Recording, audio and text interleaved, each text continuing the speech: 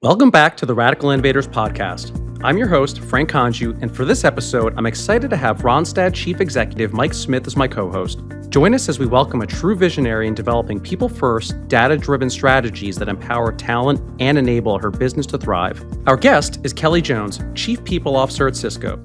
So I want to start off with a topic that's coming up at every single forum, whether it's a conference that I attend or the events that we host. And I know that both of our organizations are doing a lot in this space. But one of the things that we keep coming back to is around the AI, the leadership, and then the really how this ties into the future of work. So I'm really curious because I know that you mentioned that Cisco's had twice the adoption rate of the tools based on users, I think it's leadership demonstrating the use of these tools. Now, this seems like an obvious thing to do, but I'm curious what that looks like in terms of driving more than just simple adoption. It's interesting. I think that you used a word there, trust. I think trust is really going to be at the center of this as we all are trying to drive more adoption. And at Cisco, we've been really intentional about how we build the AI, but also how we use it. And so, like a lot of organizations, we have a set of guiding principles that really kind of keep us grounded. Things like transparency, fairness, accountability. And for us, they're not just words on a slide or words on a document. They show up in everything we do, from how we design the products to how we handle security and privacy. And so we have a dedicated group of senior leaders who actually kind of constantly monitor for things like bias, emerging risks. And we also have, I think this is really important, partnerships with others across the industry, both government and private sector, to help shape what ethical AI needs to look like globally. And when we design it, we try to always start with people. People are always, we have this conversation a lot. It's not the technology that's going to be the barrier. It's always going to be the people. So we spend a lot of time trying to understand how people think, what they need, and how they'll use the technology. The goal not being to make AI that competes with people, but to essentially help people collaborate better with the technology. And to your point, trust is just a huge part of that. So building in security and privacy right from the start is really important. It's not an afterthought. We invest heavily in helping our teams learn how to use it responsibly so everyone feels confident when they're using it. But I also think there's a thing at the heart of this around empathy and inclusion, encouraging the teams to stay connected to the world around them, not just what they're learning inside the walls of Cisco, and engage with their communities and kind of actively work to remove barriers to change the mindset, because that mindset will help us deploy AI in ways that really respect and promote fairness. Yeah, I love what a lot you shared there around trust and transparency being core building blocks for this to have any real acceleration within an organization.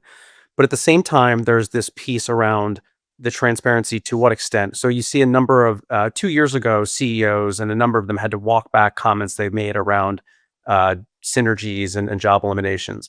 It seems more recently you hear CEOs publicly talking about this on earnings calls.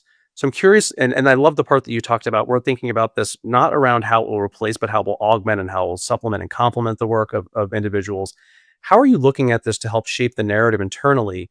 And are there high return examples where you've seen there's been cost reduction, but it's also driven either opportunity for individuals to move around the organization and driven sort of like a more employee-centric value proposition and more employee-centric work? Yeah, this is a really interesting one. And watching the ways that people are discussing this, from CEOs to CHROs, the conversation about augmentation versus replacement and capability enhancement. And the way that we're thinking about it at Cisco is we're trying to get our people comfortable and confident with AI. And what I've noticed is as they've started to see some of the benefits, because we've been saying this a while, like, it's going to help you instead of spending time on repetitive tasks, learn these skills so you can focus on more creative and strategic work. It's just now starting to become evident to people. Like, people are starting to see it in their work. For example, at Cisco, network engineering is a good one. Network engineers don't have to do as much manual troubleshooting anymore. They can actually use the AI tools that help them think critically and help them innovate. Then the more they see it, the more they're going to lean into it and actually see that connection. And we're trying to make AI this helpful teammate in everyday work. And WebEx is an interesting one. WebEx being our collaboration product. Our AI assistants, they summarize meetings, they translate messages, they can even suggest replies. And so this just reduces the admin time that people are spending, and they're starting to notice it. So when you have the conversation around it's not necessarily a replacement, it's also augmentation. People are now starting to see it a little bit. But I also think that it's important that we be realistic when we talk about the role that AI is going to play. Because there are kind of this three buckets of work. The first bucket being automation, which is different than like full scale AI, but it is going to change how work is done. And there will be some areas of the economy that become less, you're just going to have less jobs.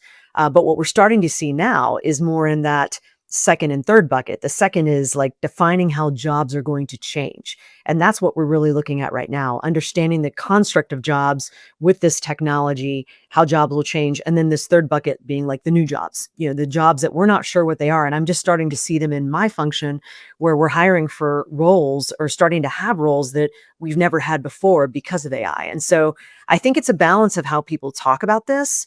But I think it's also about making sure people see where the capability enhancement is in their work. When they start to see that return, then they start to become a little less fearful. These are the conversations I'm kind of having with my employees because I think we went through this adoption curve where initially everyone was just a little bit fearful of losing their job or their job changing to becoming something they don't want to do.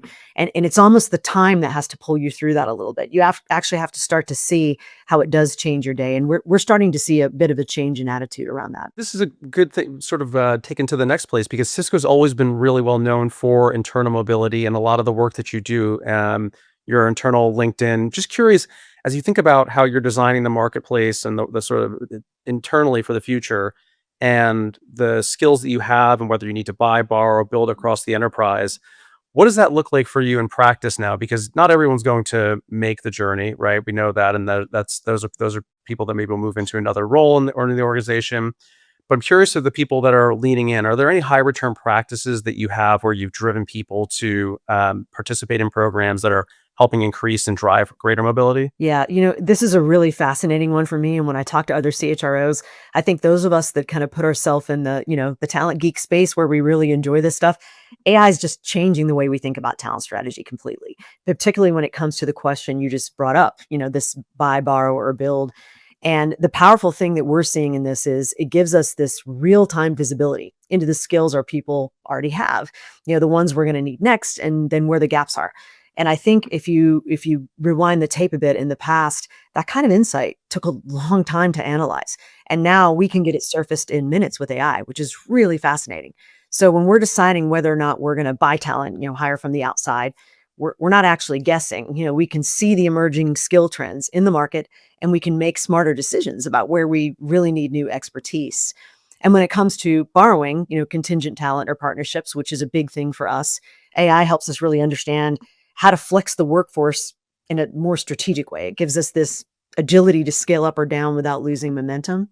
And then I think for me, the most exciting part is around the building skills internally. AI gives us this ability to personalize learning in this way that we've never been able to before. Learning at Cisco traditionally has been a little come and access what you think you need. And what now we're going to be able to do is recommend development paths that are based on current role, aspirations, even the skills that are trending in the industry. And I think that is a huge win for engagement and retention. And at the end of the day, it's not just telling us what skills we need. It's helping us see the entire kind of skills ecosystem.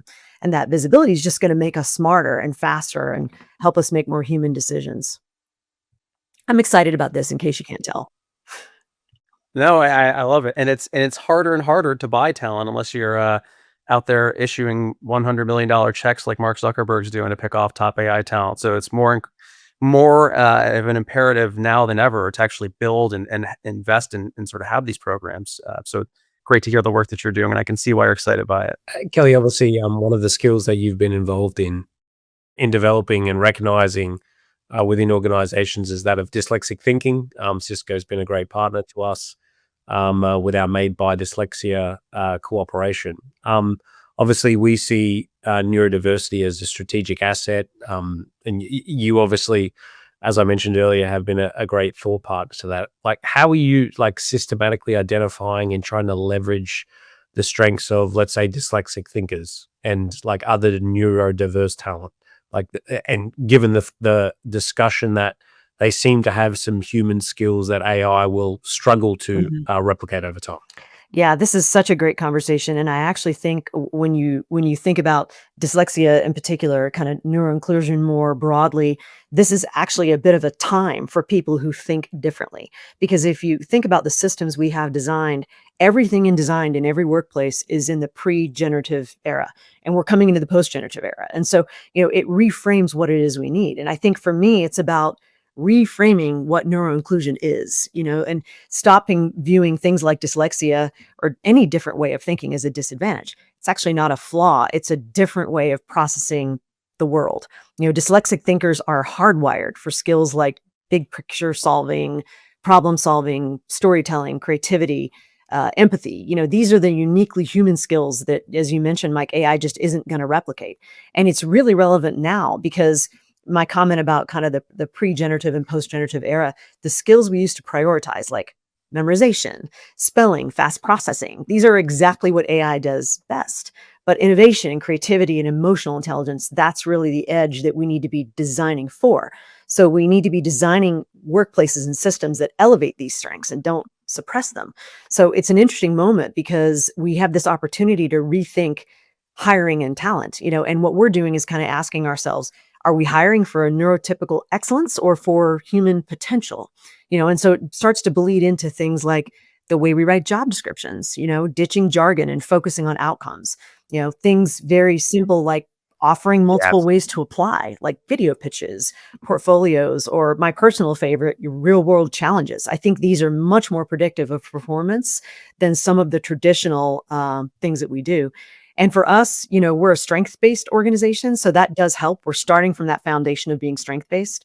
And when you think about that, traditional performance reviews don't always capture, the superpowers that people might have. And using strengths-based tools, I actually think the Made by Dyslexia assessment is a really good one. Really helps to create an environment where we're kind of creating roles that match how people think, not just what's on a job description. So for me, I think about it through the lens of, AI is kind of automating routine thinking. Dyslexic and non-neurotypical thinkers, they bring this kind of creativity and imagination and problem solving that can't be automated. So what I'm focusing on is how do we stop trying to fit them into outdated systems and start building new systems around human-centered strengths? yeah, that's awesome. You touched on something that's very close to our heart at Randstad, and this is this idea of eventually getting to the nirvana of a choose your own adventure style recruitment process where effectively all we care about is the skills to do the job. And we can have somewhat of a battery of assessments in which you can choose what assessments and what process you undertake as an individual that's right for you to demonstrate to us that you have the skills to do that job. Obviously we're a little bit away from that yet, but the idea of getting there, I think you end up kind of instead of creating a process for efficiency and cost effectiveness, you move to one process that's inclusive for all, as opposed to kind of accommodations at certain parts of the process. So, just following up on something you said there, Kelly, like, how successful or how have you managed to kind of take some of that differentiated thinking and insert it into like product development or business strategy? Because we see a lot of organizations making very noteworthy efforts to try to be more intentional about that. But it requires a change in leadership behaviors to be able to truly take advantage of that. Yeah, I think as a leader, it's a little bit about understanding, the composition of your teams and where your different thinkers are and ensuring that you have them. And personally, I'll share a story on this. I had someone on my team who has left Cisco but was with us for a long time, who was dyslexic, and I never knew it. And I always categorized her as my sparky thinker. So when we were trying to innovate, Mike, or look at doing something different, she was always the one that would take a problem and kind of pick it up and turn it around and sometimes turn it over and ask a different question that changed the trajectory of the conversation and of the solution. And I never knew this person was a dyslexic thinker because they had not disclosed it, because out of fear, shame, worried about being judged because, they had issues with spelling versus the way that, their brain worked from being super innovative. And so for me, it's a little bit about knowing where you have your different thinkers and ensuring that you have them in the conversation, and and if they're not voicing, that you invite them into the conversation. And that's a little bit down to some basic inclusion work when you think about teams. I believe that we have strong Yep. biases around extroverts versus introverts. And Mm. oftentimes the extroverts are talking while the introverts are thinking and actually coming up with something different. So as a leader, it's kind of on us to understand the composition of our teams to ensure that we have those different thinkers on our teams, but that we're also inviting the viewpoint in and the system isn't killing them.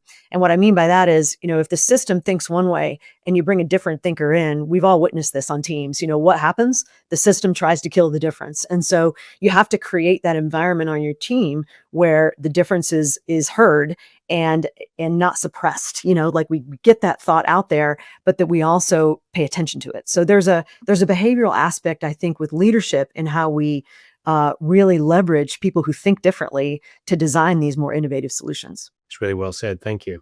And we were talking before we started the podcast about the importance of obviously wellness and well-being in terms of creating an environment for high-performing talent. Lamenting about how much we travel at the moment and hey, we need to be thoughtful about nutrition and exercise and those sort of things. I believe Cisco was probably one of the first organizations to really take some meaningful steps towards having a more purpose-driven work culture. Fran's role as chief purpose officer, etc. And I think that really demonstrated to your organization that you were serious about well-being being a fundamental part of the talent strategy rather than just a benefit. How are you kind of measuring that today, given that you were probably one of the first movers to really bring this to life? Yeah. Thank you for this question, because I have to tell you, I oftentimes feel like when we have these discussions, corporations have these discussions in silos. We have this idea of well-being that we do because it's a nice thing to do. We have this idea of company performance over here. And then if you're fortunate, you have this idea of purpose. But really, these things are Mm. connected in a very healthy ecosystem. Purpose can keep a company innovating and can help you retain top talent. And Mike, I know you know this. Our mission is to power an inclusive future for all. And so that mission starts with our employees. It supports employee wellness. So what we try to do is make it easy for our employees to give back and support the causes they care about. We have time to give programs. Our employees get 10 paid days off a year, I think 80 hours each calendar year, to volunteer for whatever nonprofit or school of their choice, whatever they feel passionate about. And so in that, we set this goal to achieve 80% employee participation and community impact by 2020. And so we hit this milestone and we've had it every year. And the reason this is important is we know that employee engagement and community impact correlate to really positive outcomes for both our employees and for our business. We actually did a 3-year study to understand this, and it examined our employees' community participation alongside some of the business relevant metrics, such as tenure, performance, and promotion. And we always kind of suspected this, but the results confirmed that employees, leaders, and teams that engaged in community impact, as I mentioned earlier, when compared to employees who hadn't engaged, had higher individual performance ratings, had higher promotion rates, and lower attrition rates. So there is a real strong link in this, ensuring that, this idea of purpose and give back is very much connected to performance. And so I think having this conversation a little bit more holistically is really important. Kelly, just to follow up on that, I want to make sure that we're double clicking there. So you had over 80% employee participation, right, in individuals engaging in local efforts to improve their communities, but that was connected to the purposeful work that they do every day. And as a result of that, you saw higher engagement, higher retention, and overall higher performance of those employees. How did you make that happen? What was like the unlock that actually, because I imagine there'll be so many CHROs that'll listen to this podcast and go, wow, how do I make that happen in my organization? Do you have a couple of tidbits or tips to give them? Yeah, I think it's a couple of things. The first thing I would say is, it certainly helps when you give people paid time off to do it. So, being able to say you have 80 hours a year, 2 weeks to participate, it creates the space. And it certainly helps when you do that, because you're also signaling to all of your leaders in the organization that this is important. We talk about this a lot. We bring this to life a lot through our meetings. So I would say number one is, creating the structure by which they can do it. but structure alone will not necessarily drive it. I think the secondary component of it is the flexibility. We didn't set this program up and say, you have 80 hours to volunteer for this. We said, pick your adventure. You were talking about this earlier in the hiring process. Pick your adventure. What are you passionate about? Is it, children in poverty? Is it eradicating cancer? Is it your child's school? Pick your topic. And that really helps. We have a very wide and diverse platform of nonprofits that we work with. And so our employees get to choose what really matters to them, which I think makes a really big difference. And then I think the third thing is we're not shy about talking about it. We're not shy about talking about it, and we encourage leaders to do it with their teams. And moving to an environment, we were hybrid before the pandemic. We're a hybrid environment now. When we have these environments where not everyone's coming into the office every day, the other thing we've tried to do is leverage this as a way to build community. And I'll give you an example. I'm based in Denver, in Colorado, and we have a small office in Boulder, but a lot of our employees are very south of Boulder in the Denver area. And so one of the ways that we build community and connection to Cisco is through volunteering. And so you'll see the site, it's flooded with things that are coming up, different opportunities. We're going to this school to do this on this day. We're cleaning a trail on this day. And so it also creates this connectivity to the culture that you sometimes miss when you're not all in an office together. So I think, creating the environment and communicating the fact that, not only can you do it, we want you to do it. We know it's important.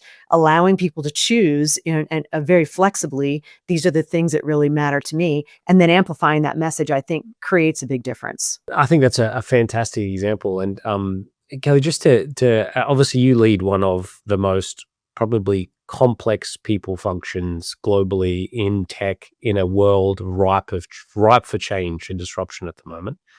How are you personally using like data and technology today to provide like more personalized preventative methods to ensure that engagement remains the same, whether it's coaching, whether it's helping employees like not get to burnout? Like, what are the things that are exciting you within the function that you're working? So there's a few things we're doing right now, and then there's a few things coming that I'm wildly excited about.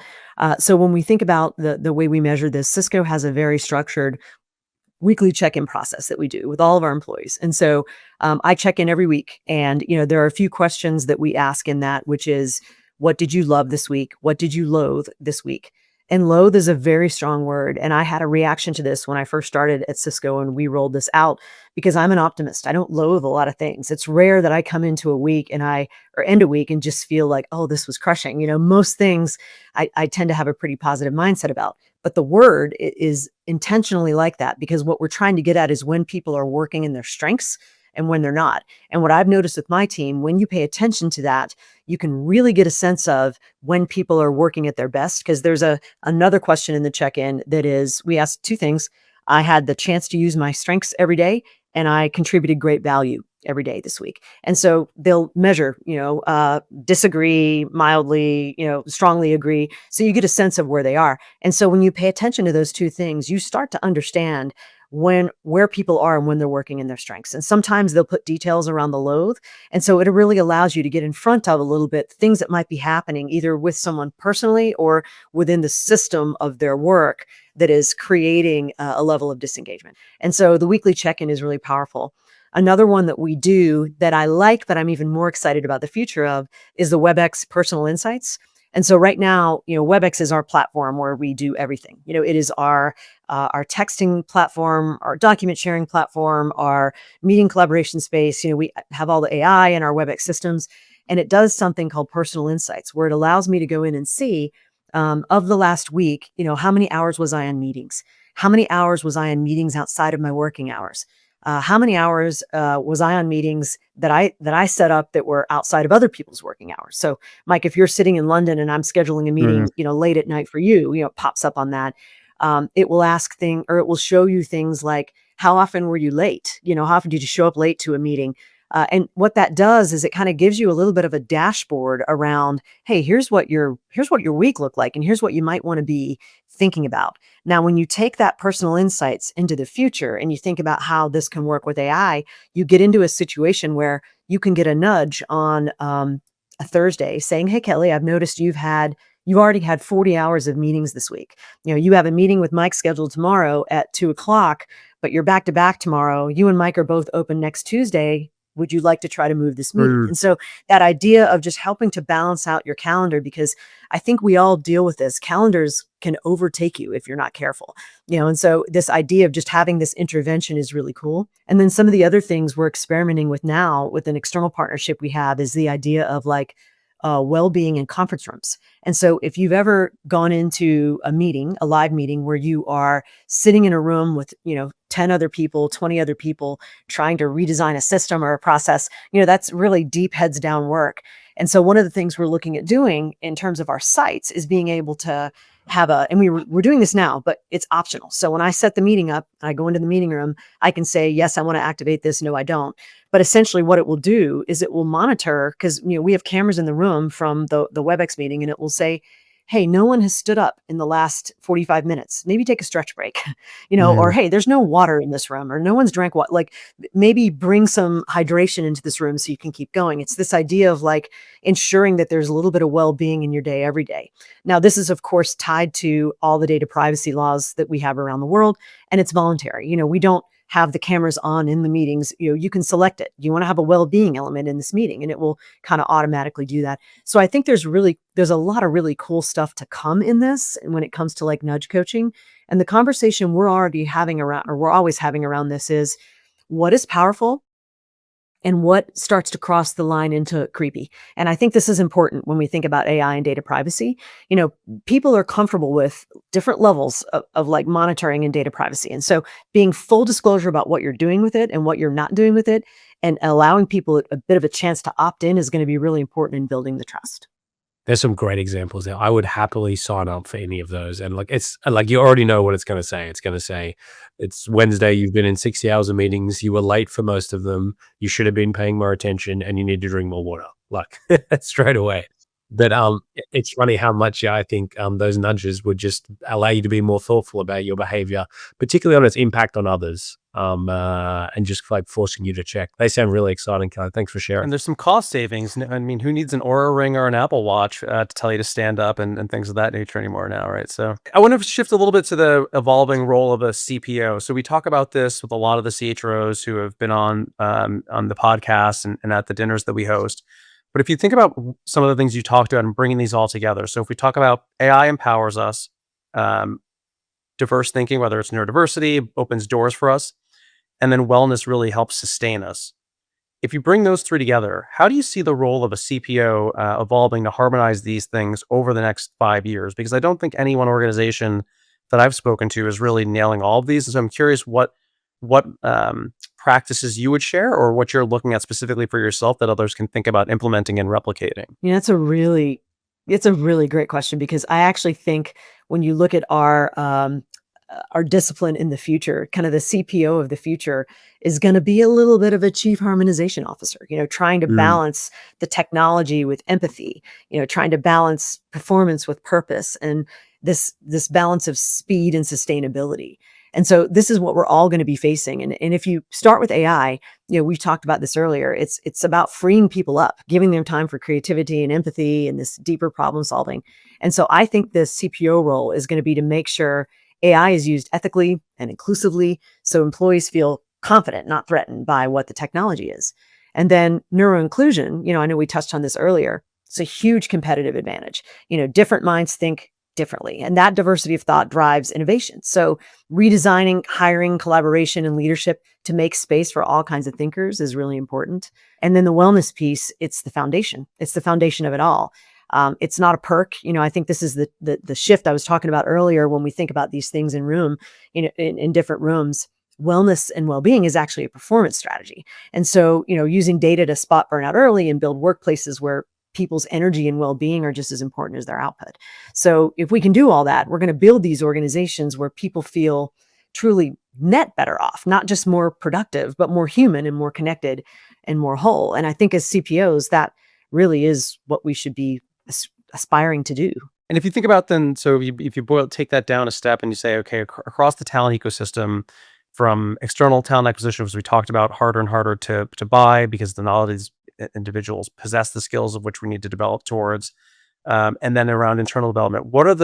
If you think about what must CPOs own to ensure the competitive advantage around those developing and acquiring those skill sets? I mean, I think there's a lot, but I think if I had to say one thing, I would say it's the employee experience. It's that complete journey from the moment that someone first hears about your company to the day they become a leader or an executive inside the company. Because everything else, if you think about it, recruiting, development, engagement, it all flows from that. It's the emotional thread that ties the whole talent system together. And if you get that experience right, you actually create something that no one else can copy, because we've seen this time and time again. Skills can be trained, compensation can be matched and exceeded, technology can be bought, but this feeling that people have working for your organization, that sense of purpose, belonging, and growth, that is the thing that truly, I think, can differentiate us. And so as a CPO, our job is to make that experience both intentional and human. So it's about designing every single interaction, from hiring to learning to recognition, in a way that kind of says, you matter here. And if you do that well, you don't just attract talent, you create advocates. And if I put on my former talent acquisition hat, that's what you want. People stay, they stretch themselves, they help the business outperform, but not because they have to, because they want to. And to me, that's kind of the heart of a competitive advantage, a really activated workforce. And that creates this talent experience that feels more just real, connected, and purpose-driven. So employee experience, if I had to pick one. It's a very good one. It's very hard to argue with that. It touches so much of the potential competitive advantage that you can create in an organization as well. All right, Frank, I think we're jumping to rapid fire questions. Okay, so moving into some of the more challenging questions now. I like to lead with a personal favorite: Rolling Stones or the Beatles? Stones. Red wine, white wine, or something else? Red wine. Go-to comfort food? Oh my gosh. I gotta go grilled cheese sandwiches. Nothing can beat that. With soup or not without soup? With tomato soup, yeah. Oh yeah, big time. Ski trip or a beach holiday? Oh, I live in Colorado. I gotta go ski trip. Is a hot dog a sandwich? No, it's an abomination. Last one, your favorite sports team? Oh, Green Bay Packers. Well, hey, thank you, Kelly. This has been phenomenal having you on. It was exciting to hear all the great things that you and Cisco are doing, and it's a conversation I've been looking forward to for a while. So thank you for joining us today. Yeah, thank you, Frank. Thank you, Mike. I so enjoyed it. Thank you, Kelly.